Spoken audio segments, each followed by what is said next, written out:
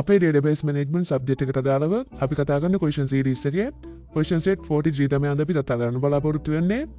අපි ඉස්සෙල්ලාම අපි scenario එකට යමු. මේ scenario එකෙන් අපිට කියලා තියෙන්නේ software company එක database එක හදන්න engineersලා 5 දෙනෙක් ඉන්නවලු.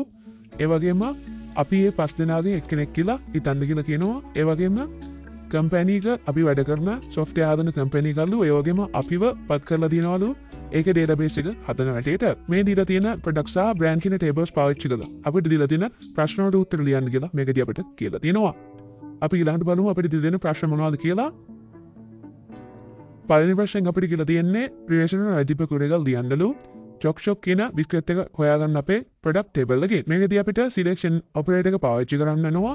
ඒ වගේම අපේ product name එක condition එකක් දීලා බලන්න chok කියන එකට equal වෙනවද කියලා. ඊළඟට අපිට අන්තිමට කියන්න පුළුවන් අපේ product table එක මේ විදිහට දුන්නාම අපේ algebra කුරේක සම්පූර්ණ වෙනවා. ඊළඟට දෙවෙනි ප්‍රශ්නට ගියොත් එහෙම දෙවෙනි ප්‍රශ්නේ අපිට කියලා තියෙන්නේ avoid cookies තා punch කියන conditions දෙක පාවිච්චි කරලා relational algebra කුරේක ලියන්න කියලා. ඒ වගේම brand id එක විදිහට දෙක පාවිච්චි කරන්න කියලා අපිට කියලා තියෙනවා.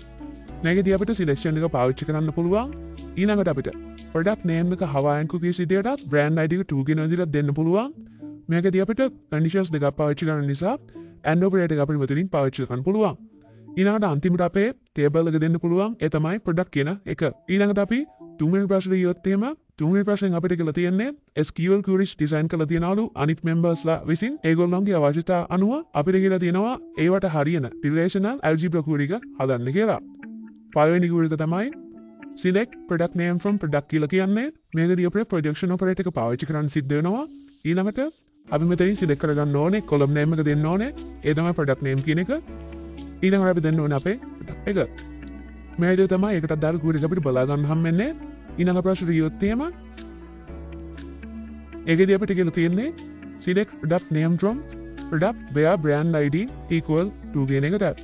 මේකදී අපිට projection සහ selection කියන operators දෙකම පාවිච්චි කරන්න සිද්ධ වෙනවා. අපි ඉස්සෙල්ලාම projection එක පාවිච්චි කරලා අපේ product name එක අරගන්න ඕනේ. projection operator එක පාවිච්චි කරනවා. ඊළඟට අපේ product name එක දෙනවා. ඊළඟට අපි brackets දෙකක් ඇතුලේ අපේ selection operator එක පාවිච්චි කරලා අපේ rating මෙතනින් ගන්න ඕනේ. ඊළඟට selection operator එක ඊට පස්සේ අපි දෙන්න ඕනේ brand id equal to කියන එක. ඊළඟට අපේ product table එක. මේ විදිහට තමයි අපේ අන්තිම ප්‍රශ්නට අදාළ උත්තර ටික අපිට බලා ගන්න හම්බෙන්නේ. ඒ වගේම මේ තමයි question set 43 කට අදාළ ප්‍රශ්න වලට උත්තර ටික.